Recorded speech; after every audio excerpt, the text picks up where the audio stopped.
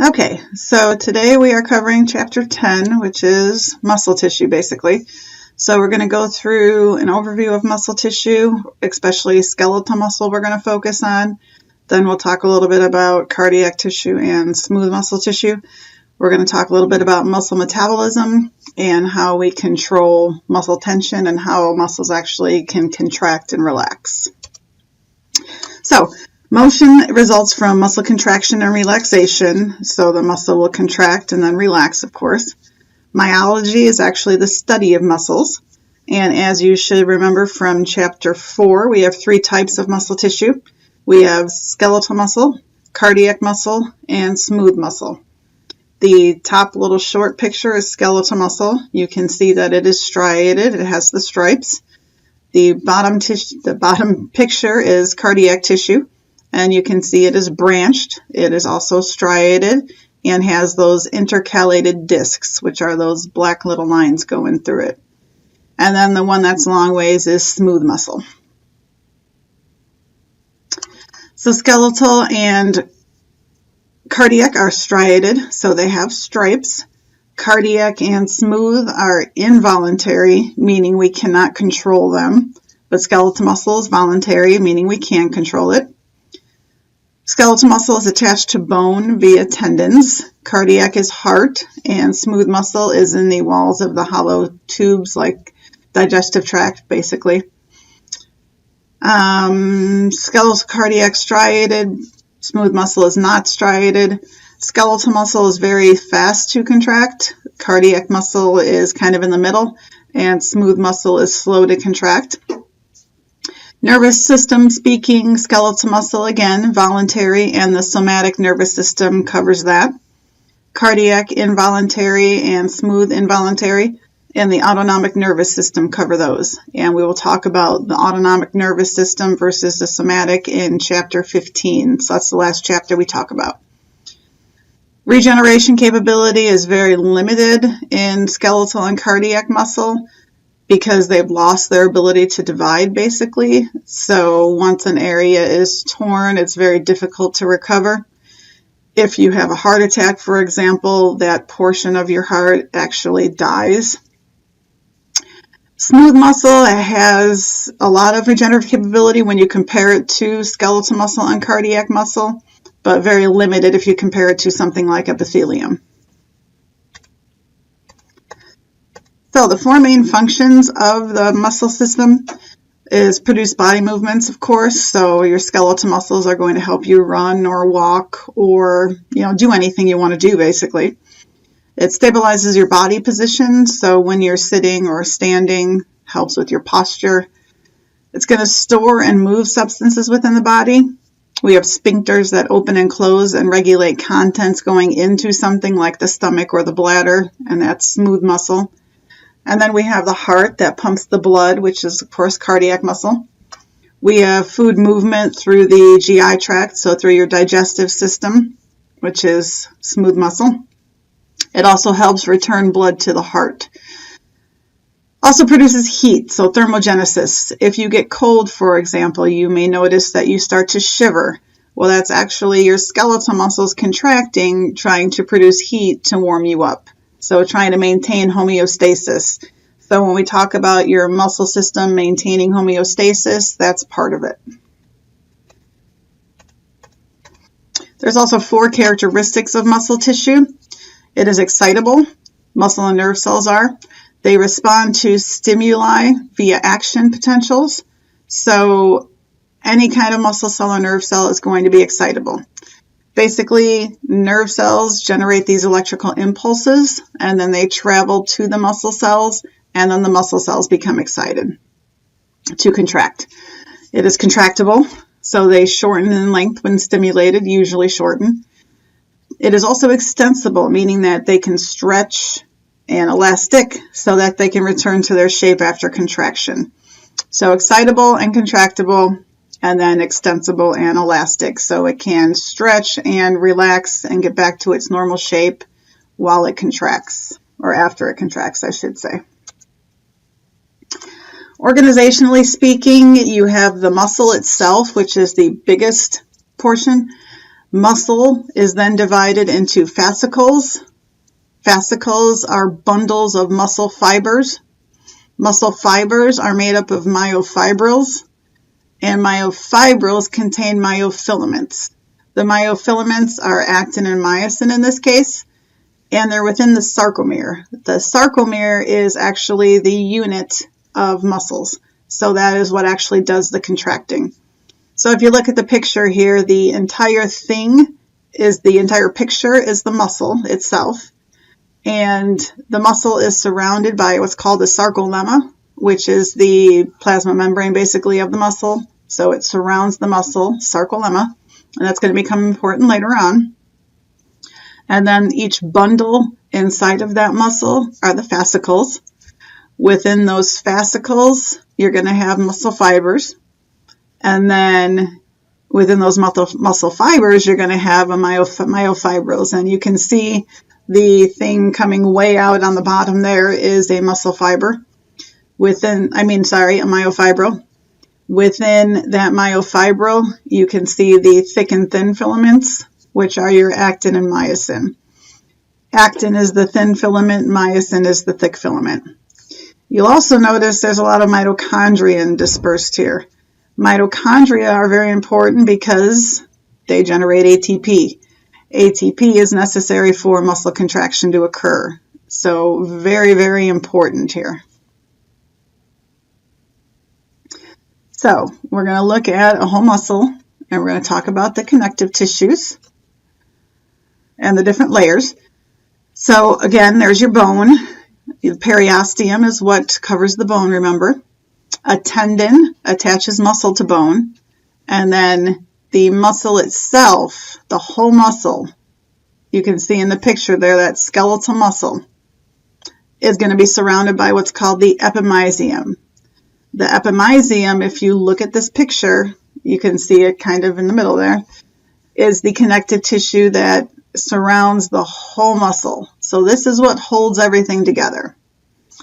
So going back, the tendon, again, dense regular connective tissue. So it's going to resist pulling in two directions. Attaches muscle to bone, as I said, and it's an extension of the epimysium, perimysium, and endomysium, which are the coverings of muscle. The deep fascia is connective tissue. That is the very outer covering of the muscle. And then when you go under that, you have the epimysium. Now the epimysium covers the muscle and holds all those fascicles together. The perimysium covers the fascicle. The fascicle is a bundle of muscle fibers. So if you look on the picture there, the perimysium is surrounding each batch of little circles. So that's a bundle of muscle fibers. If you pull out a fascicle, then you can see those muscle fibers, which are the cells, and then those muscle fibers are made up of myofibrils. So sticking with me here. So the epimysium covers the muscle itself. The muscle itself has a bunch of bundles of muscle fibers in there, and those are called fascicles. So each fascicle is covered by the perimysium, and then each fascicle, you can pull out the bundles of muscle fibers. Now each muscle fiber is going to be surrounded by the endomysium. And this insulates and helps conduct the action potentials so that they travel down the muscle fibers faster. And then within these muscle fibers are myofibrils. And the myofibrils are your actin and myosin that we're going to talk about later on. So there's the endomysium. So you've got, just to recap, it's important that you guys know these layers. You have the epimysium surrounding the muscle. The muscle is made up of a bunch of fascicles. The perimysium surrounds each fascicle. If you pull out a fascicle, it's made up of a bunch of muscle fibers. If you pull out a muscle fiber, that's surrounded by the endomysium. And the muscle fibers are your actin and myosin filaments that we're going to talk about in a little bit. Okay, so how does this all work? Well, we need nerves, of course. This is what's going to stimulate the muscle to contract because of electrical impulses. These electrical impulses are called action potentials. Action potentials are carried by a somatic motor neuron, and then those motor neurons innervate the muscle fibers. So they're going to be stimulated to contract. So the stimulus is picked up by the sensory receptors. The sensory neurons take it to the central nervous system, which of course is your control center. That is an afferent pathway. The control center sends a message out the efferent pathway, so the exit, to the effectors. The effectors then respond to the stimuli. The motor neurons give the output, so it's either going to be the somatic nervous system, which is your skeletal muscle, or the autonomic nervous system, which is your smooth muscle, cardiac muscle, and your glands. We're going to talk about those, as I said, in chapter 15. We also need blood supply. So there's a lot of capillaries that are going to supply nutrients and oxygen and remove waste. It's very important for our muscles to be able to contract, and in order to do that, they need nutrients, they need oxygen. So the muscle fiber is the smallest part. It's multi-nucleated and elongated. The cells are cylindrical and they're parallel to each other. You have a set number before birth, and that usually lasts your lifetime because they lose their ability to divide. We'll talk more later on about that though. They're the size of a 4-inch hair shaft made up of myofibrils. The sarcolemma, again, is the plasma membrane that surrounds the muscle fiber. And there's something called transverse tubules or T-tubules, which are invaginations of the sarcolemma. And those become very important in the action potential, and we'll talk about those in a second. The sarcoplasm is the cytoplasm of the muscle fiber. So you have a lot of mitochondria which produce ATP. Anytime you hear sarco, you should think muscle. So glycogen, remember, is a polymer of glucose, and myoglobin is what binds oxygen. Myo, that's also a prefix that's often associated with muscles. So sarco and myo. If you see those, it's probably something to do with muscles. The sarcoplasmic reticulum is what stores and releases calcium ions, and we'll talk about the importance of calcium in a second as well. So, the myofibril is made up of myofilaments. Actin and myosin are the two filaments. Actin are thin filaments, and they have a binding site for myosin.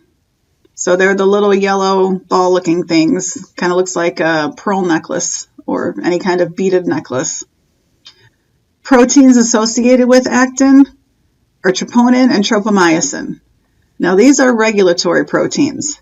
What they do is prevent myosin from binding if the muscle's not supposed to contract. So if you look at this picture, you can see the blue troponin and then the brownish tropomyosin that looks like long strands. Well, that tropomyosin is blocking the myosin binding sites, so nothing can bind to the actin. The muscle can't contract. That troponin, that bluish color, is what's holding the tropomyosin in place. So it's the troponin-tropomyosin complex.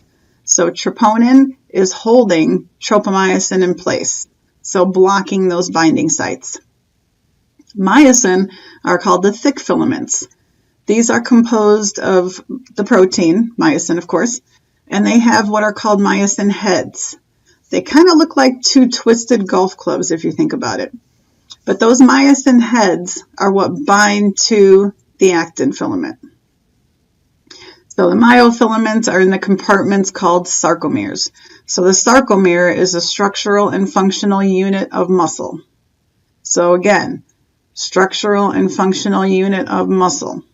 So that means that it's the smallest portion of a muscle that can perform all of the functions of a muscle.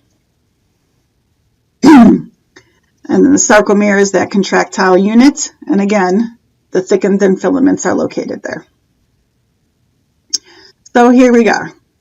We have our picture again. The sarcolemma again, the plasma membrane of the muscle. Sorry, the sarcoplasmic reticulum is like the endoplasmic reticulum. So this is where the calcium is stored.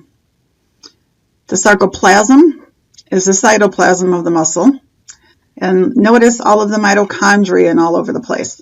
Again, those generate ATP, and muscle cells have a high demand for ATP. So you have your muscle fiber. This is going to allow for a quick response. It's associated with the sarcolemma and the sarcoplasmic reticulum, of course.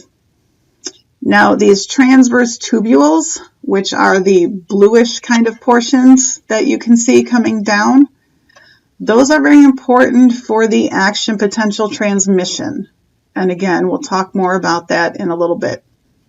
Then there's your myofibril. Myofibril are made of your myofilaments, which are actin and myosin. Thick filaments are myosin, thin filaments are actin. And again, sarcomere is the structural and functional unit. So if we kind of put it all together, if you look at the top of this picture, you have the sarcolemma.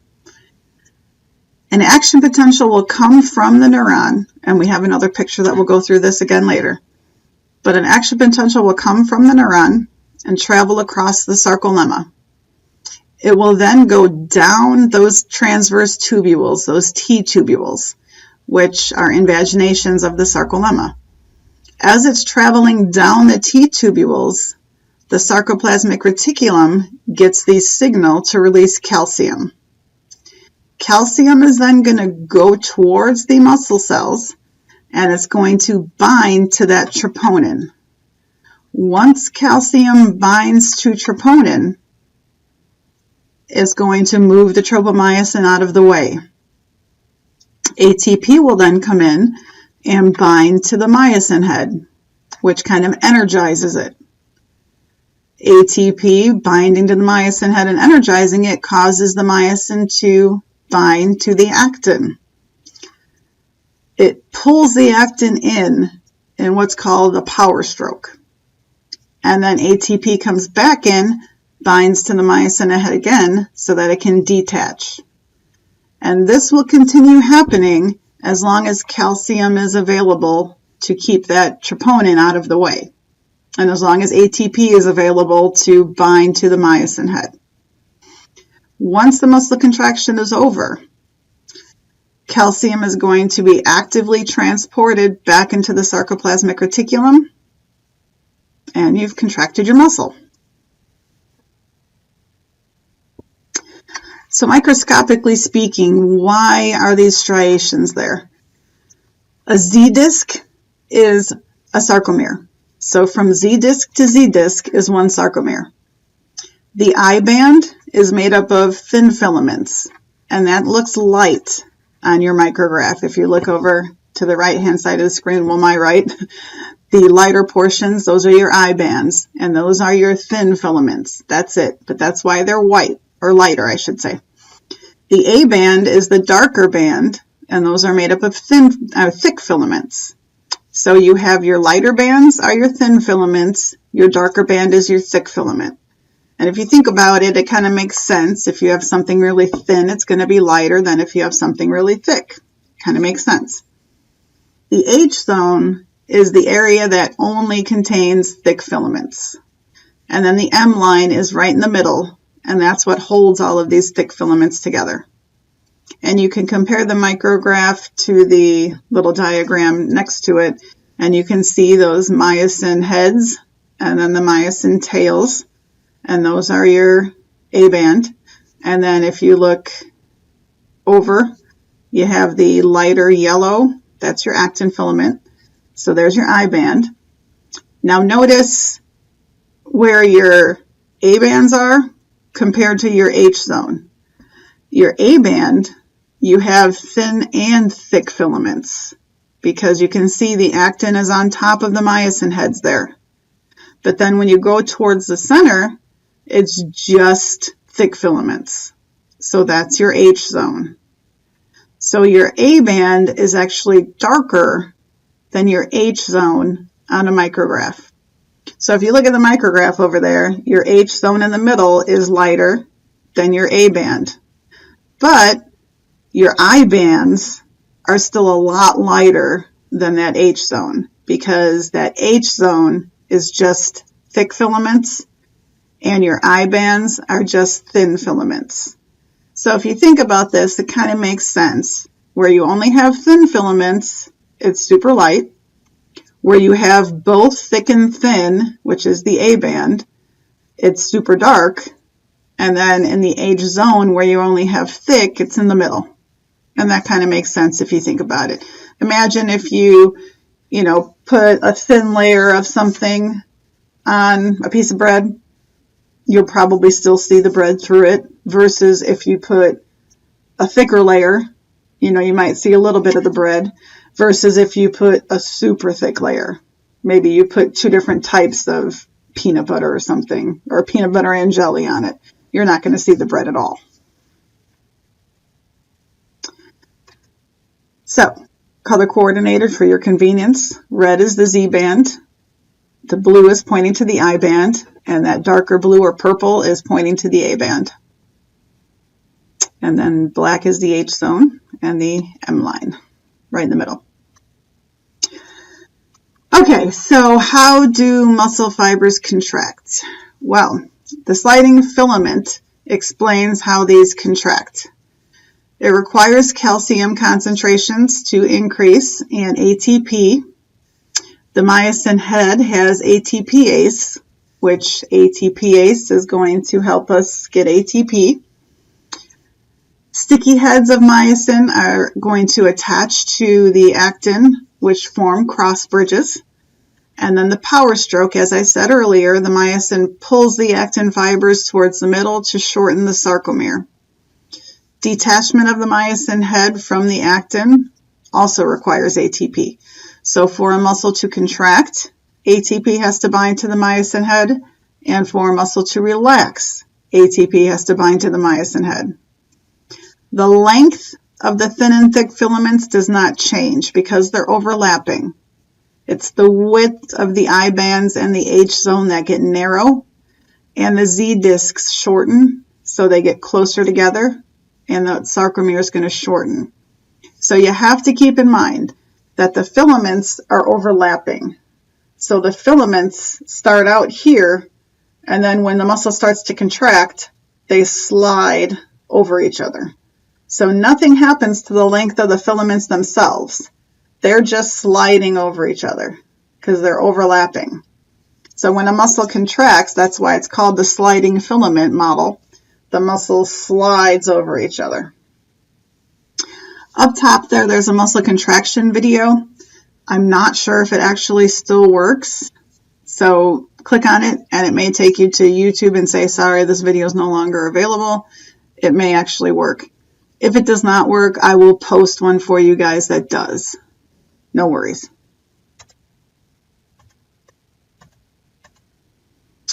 Okay, so what makes up a motor unit? You have a somatic motor neuron that's going to generate the action potential and stimulate these muscle fibers to contract. You have the axon terminal, which is the end of the axon that branches and comes in close connection to the muscle fiber. The motor end plate is that area of the sarcolemma where the axon is closest. The synaptic cleft is the gap between the axon and the sarcolemma. The synaptic bulbs are on the neurons, and they release neurotransmitters. And the neuromuscular junction is that synapse between the motor neuron and the motor end plate on the muscle fiber. So collectively, a single motor neuron and the muscle fibers that it stimulates are called a motor unit. So here we have a motor neuron. There are the muscle fibers that it's going to stimulate. So together we have a motor unit. So the neuron is going to generate that action potential. It's going to travel along the axon to the axon terminals. Those end bulbs on the axon terminals actually contain neurotransmitters. All neurons have different neurotransmitters, but ones with muscle fiber innervation contain what's called acetylcholine.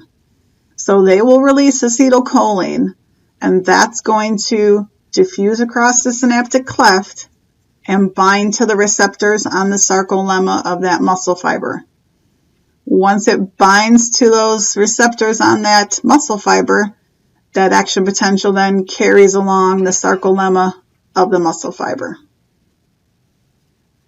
So the axon, the dendrites on the neuron and the cell body. Synaptic bulbs, as I said. There's the synaptic cleft. So together, that's the neuromuscular junction. And the motor endpoint on the muscle fiber themselves. So, for contraction to occur, that action potential reaches the axon terminal. Acetylcholine is released into the neuromuscular junction. It diffuses across the synaptic cleft and binds to the receptors on the sarcolemma. Calcium is then released from the sarcoplasmic reticulum. That initiates the contraction. The myosin head attaches to the actin filaments once it's energized by ATP. It pulls the actin filaments towards the middle, which causes them to slide inward, which is called the power stroke. And the muscle contracts, or the sarcomere itself shortens. So we need calcium, ATP, and acetylcholine for contraction to occur. For relaxation, an enzyme called acetylcholinesterase inactivates acetylcholine. Calcium is actively transported from the sarcoplasm back into the sarcoplasmic reticulum. And then ATP binds to the myosin head for detachment, and actin filaments slip back into the relaxed position. So for relaxation, we need ATP and acetylcholinesterase. When we die, something called rigor mortis happens. Calcium actually starts to leak out of the sarcoplasmic reticulum, and this allows the myosin heads to attach to the actin filaments, because we do have some excess ATP once we die. However, we are dead, so ATP is no longer being produced. So what happens is ATP cannot come back in and bind to the muscle for relaxation. So what happens is we end up with stiff muscles. Now this lasts about 24 hours. Then tissues start to break down and our muscles will actually relax. So here is the whole thing together for a muscle contraction. So again, ATP comes in, it's bound to the myosin heads. The myosin heads hydrolyze it, energized. Calcium comes in, binds to troponin, of course. Calcium at this point is two little purples. The myosin heads bind, form the cross bridges, pull the actin towards the center in what's called the power stroke. ATP will come back in, bind to the myosin heads again, and they will detach and the muscle will relax.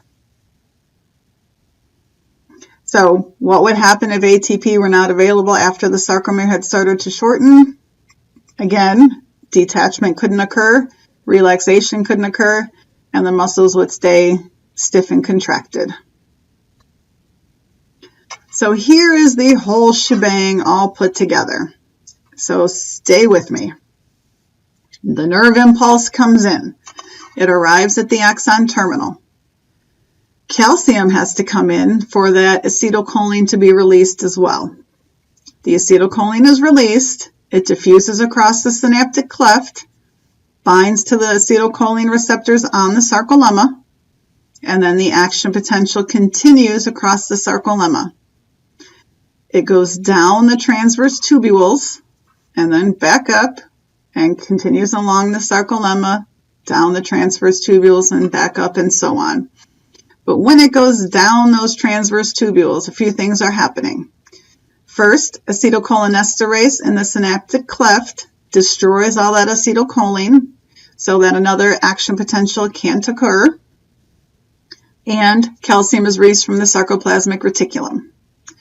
The calcium then goes to the actin. It binds to troponin. The troponin moves tropomyosin out of the way, opening up the binding sites. The myosin becomes energized by hydrolyzing ATP, binds to the actin, pulls the actin towards the middle, so the sarcomere will shorten. ATP comes back in, binds to the myosin so that it can detach, the muscle can relax. Calcium is then actively transported back into the sarcoplasmic reticulum. Once the calcium is gone, the troponin-tropomyosin complex slides back into where it was, so it's blocking those binding sites again, and your whole muscle relaxes overall. So make sure you know all of that. This is just showing you a close-up of what's happening there. So question, what are the 3 functions of ATP in muscle contraction? I'm going to give you guys a second to try and figure it out. I'm going to take a drink of water.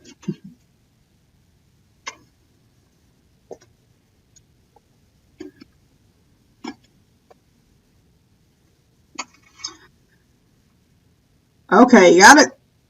Hopefully you got it.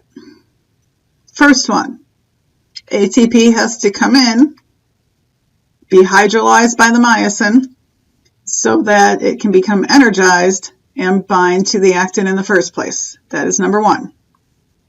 Number 2, ATP has to come back in, bind to the myosin so that it can detach.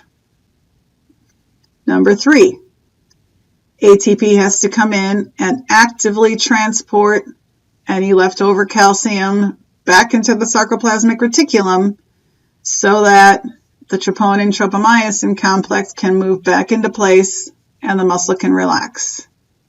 So hopefully you got all 3 of those.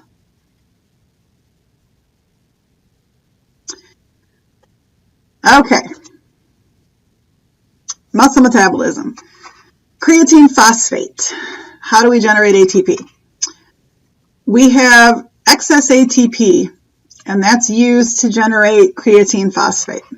So basically what we can do is we can store excess phosphates, combine them with creatine, and make creatine phosphate. This is unique to muscles. So we have enough creatine phosphate and ATP stores to contract for about 15 seconds, even if we do not get any excess.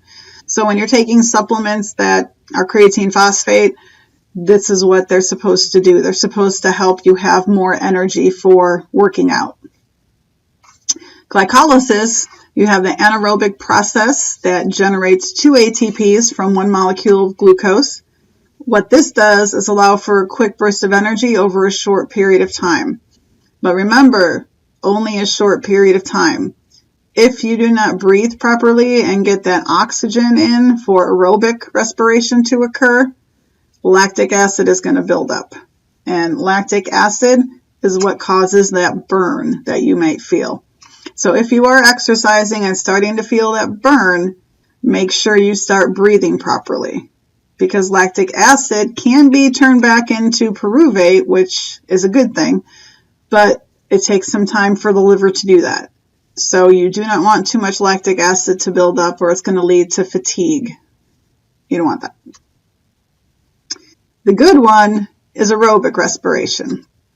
This is what generates about 36 ATPs from 1 molecule of glucose. It occurs in the mitochondria, and oxygen is necessary. So glycolysis, you get 2 ATP, which occurs in the sarcoplasm. The pyruvate goes to the Krebs cycle and electron transport chain if oxygen is present. So that's going to get you about 36 ATPs with oxygen or carbon dioxide and water as byproducts. Again, oxygen has to be present in those mitochondria for this to happen. So breathe during your workouts. It's no joke. If you don't breathe, lactic acid builds up. Some, again, convert it back to pyruvate in the liver, but this is what causes your muscles to be sore. This is what causes that burn, and it can lead to fatigue. So oxygen depletion versus oxygen being present. So this is the summary. You have glycolysis happening, ATP being stored, or the phosphate being stored for creatine phosphate. and then aerobic cellular respiration. So the question, where inside a skeletal muscle fiber do these occur? Give you a second.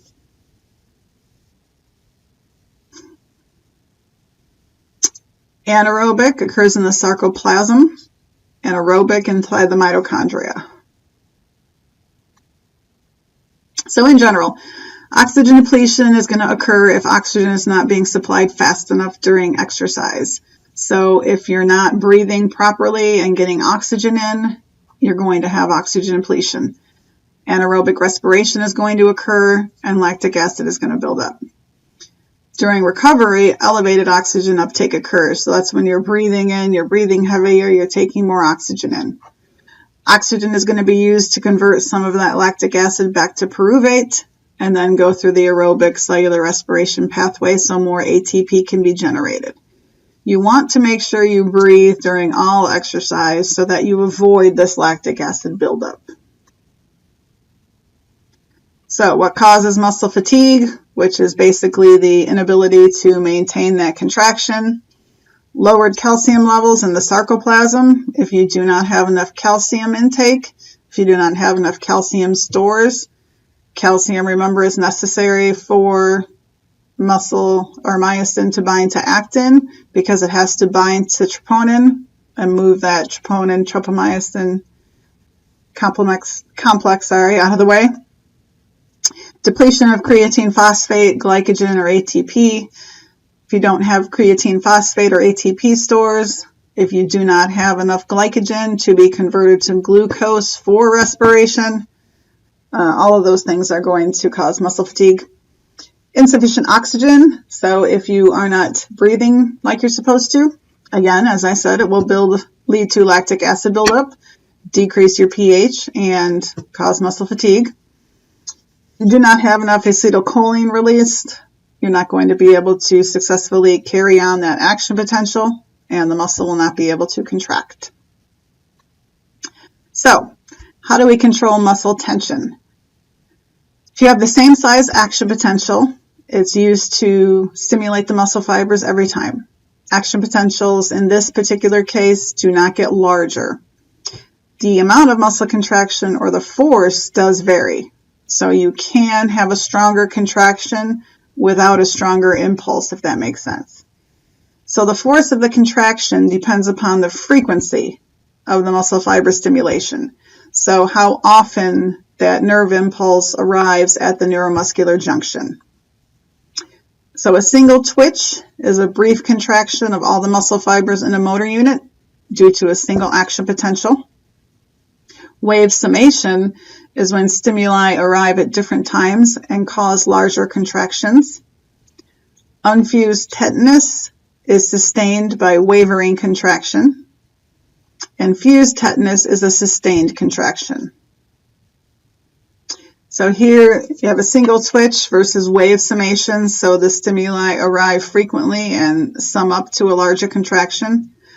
Unfused tetanus, it's getting there fast enough but still having a short time to relax. Or fused tetanus, no time to relax at all. On a side note with wave summation, you have two different types. You have temporal and you have spatial. Temporal wave summation is when one source is giving you multiple stimuli. So imagine if you had a child and they were hanging on you saying, "Mommy, mommy, mommy, mommy, mommy," or "Daddy, daddy, daddy, daddy, daddy," or "Auntie, auntie, auntie, auntie, auntie," whatever. One kid repetitively saying, "I want this," over and over again. That would be temporal. So it would be one source, time just frantically. It could also be spatial summation, where you have a single stimulus coming in from multiple sources. So now imagine you had 5 kids around you saying, "Auntie, auntie, mommy, mommy, daddy, daddy," whatever they're saying, over and over again. So spatial is multiple sources at the same time. Temporal, one source repetitively. So this is just telling you have the force of muscle contraction. There's the motor neuron on the bottom. Again, slight relaxation, between certain stimuli. Again, with the unfused tetanus, there's slight relaxation, but the contraction keeps getting stronger and stronger. And then fused tetanus, there's no time to relax. Okay, so all the muscle fibers of the motor unit contract and relax together. Total tension produced is going to depend on the number of muscle fibers in the motor unit. One motor neuron contracts multiple muscle fibers, usually about 150. The eye is fast. One motor neuron stimulates 10 muscle fibers. The leg, which produces gross movement, of course, one motor neuron stimulates 2,000 muscle fibers. So you can kind of see the difference there. So during a twitch contraction, you have the latent period, which is time between the action potential gets there and the start of the contraction. Calcium is being released into the sarcoplasm from the sarcoplasmic reticulum, and the myosin heads start attaching to the actin filaments because that tropomyosin is out of the way. The contraction period is when the sarcomere is actually shortened, so that's the power stroke. Calcium allows the myosin heads to attach. Power stroke of the myosin heads, and the sarcomere shortens. Relaxation period, calcium is being pumped back into the sarcoplasmic reticulum, so that tropomyosin is going to eventually go back into its place. The myoheads detach, sarcomere goes back to its original length. The refractory period is the time that the muscle cells and nerve cells cannot respond to another stimuli. So you have a temporary loss of excitability. The muscle responds to the first stimulus, but not to the second. And the refractory period depends on what type of muscle it is. The refractory period is actually longer in cardiac tissue than it is in skeletal. So for skeletal muscle, our skeletal muscles can react to another stimuli if it's strong enough. But cardiac tissue cannot. And the reason is you do not want cardiac tissue to react to another stimulus too soon. Because what will end up happening is your atria and ventricles will end up contracting at the same time. And you will learn more about that in AMP2 if you take it. So we have three types of muscle contractions. Isometric, well, there's two basic types, isometric and isotonic. And within isotonic, we have concentric and eccentric. Now, the types of muscle contraction video does work. I know that for a fact. So make sure you watch it because he gives demonstrations. In general, though, isometric, you do not have movement. Isotonic, you do.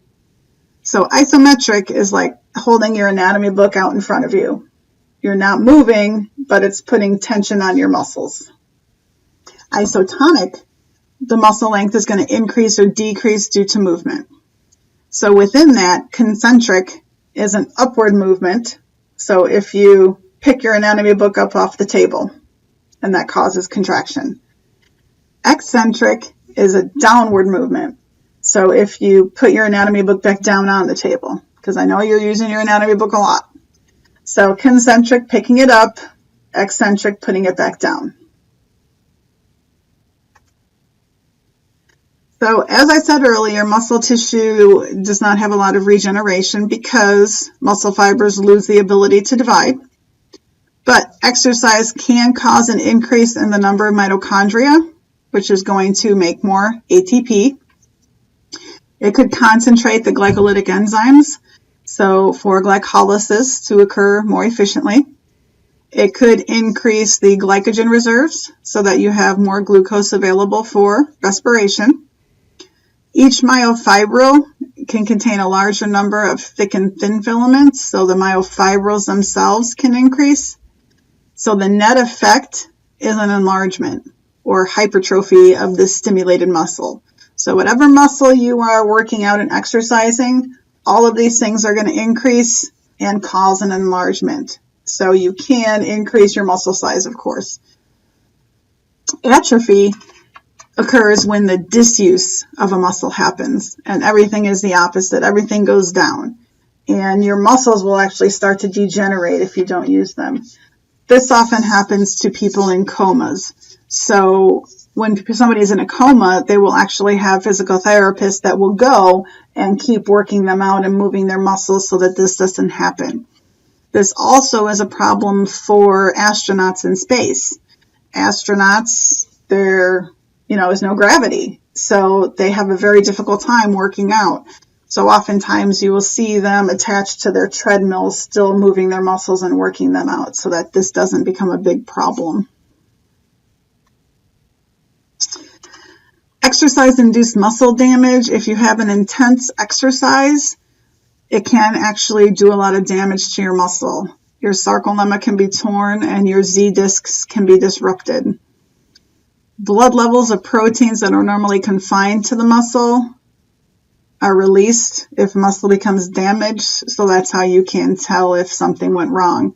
So the point is, be very careful in your exercise because you do not want to damage your muscles since they have such a limited regenerative capability.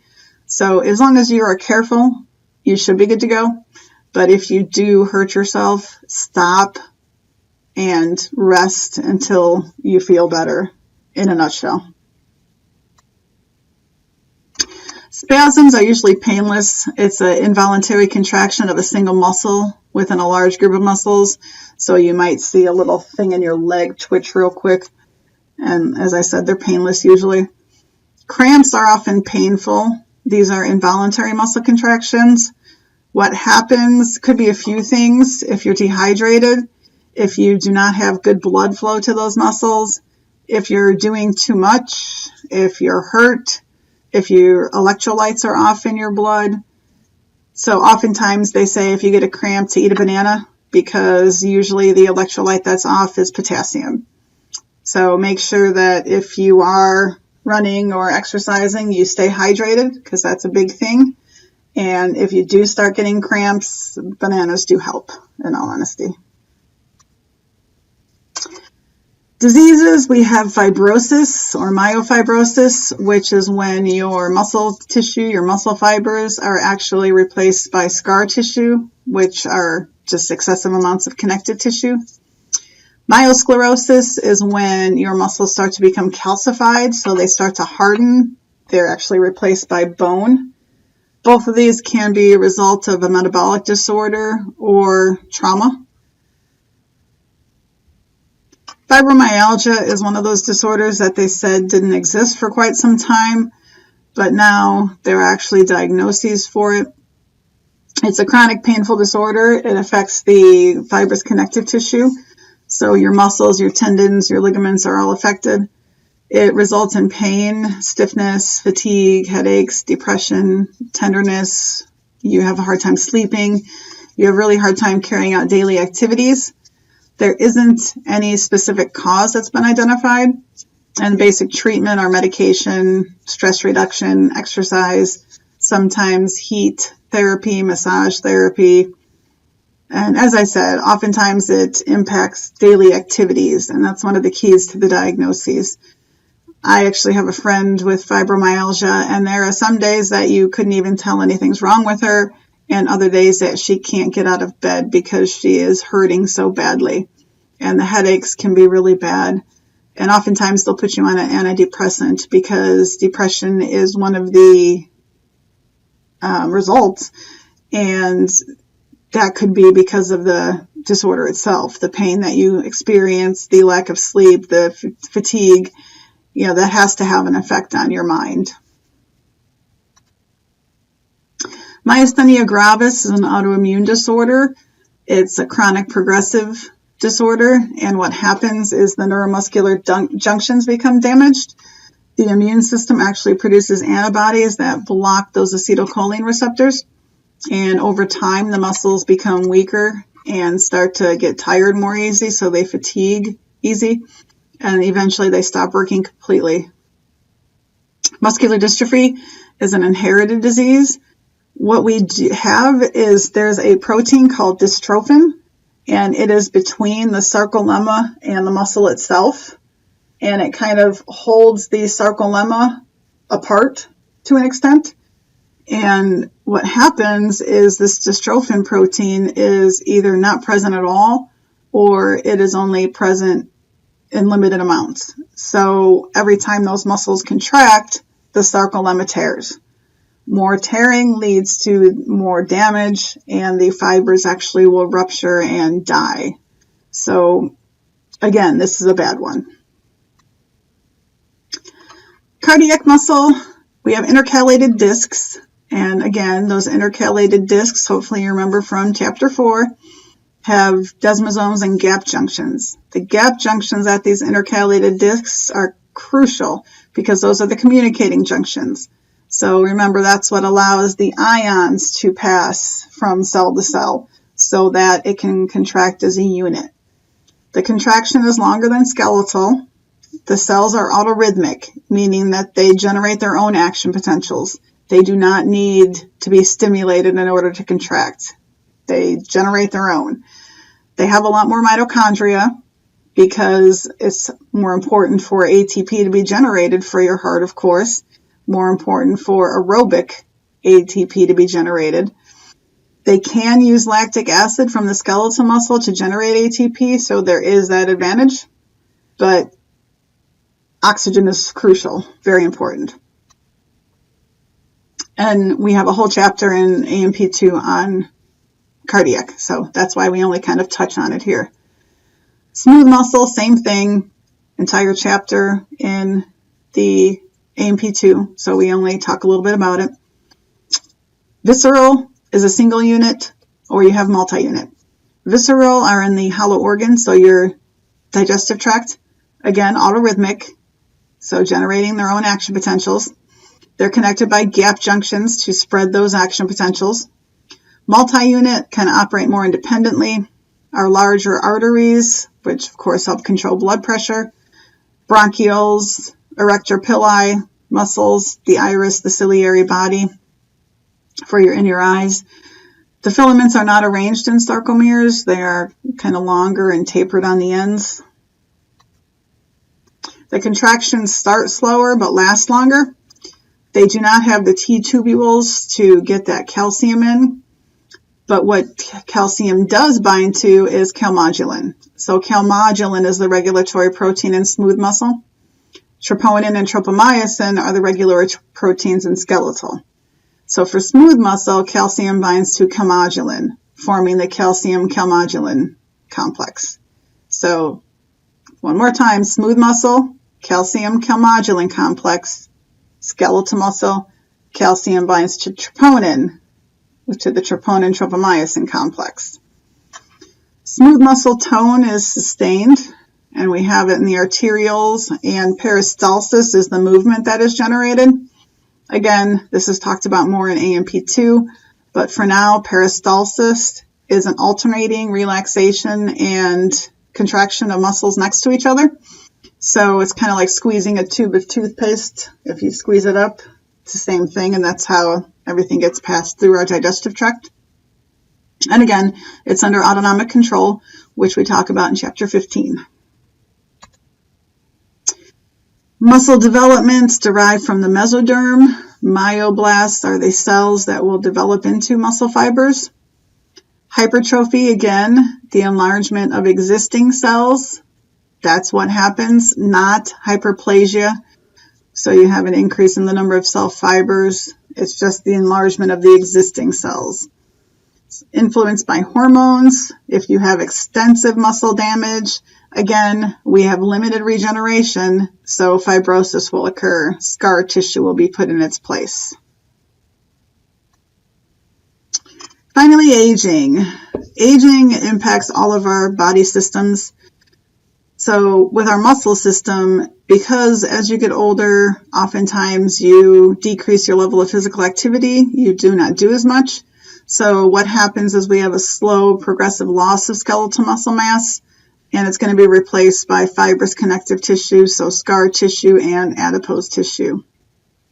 Our muscle strength at 85 is about half of what it was at 25. And compared to the two other fiber types, the number of slow oxidative fibers appears to increase.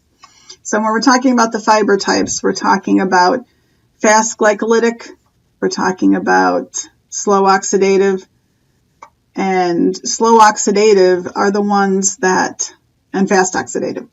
Slow oxidative are the ones that are kind of the They're slower to generate ATP. So this is the kind that would be more like for long distance runners, maybe. But one of the things with aging is you have to make sure that you do something. You don't have to go out and run marathons, but if you keep your physical activity somewhere, if you're at least walking to the mailbox, if your mailbox isn't right outside your door, but if you're at least walking, maybe when you go to Walmart, park at the end of the parking lot to walk in, that kind of thing. If you maintain some level of physical activity, aging is going to do less harm, in a nutshell. So, that is it. As always, if you have questions, send me a message. Otherwise, I will see you for Chapter 11. Bye.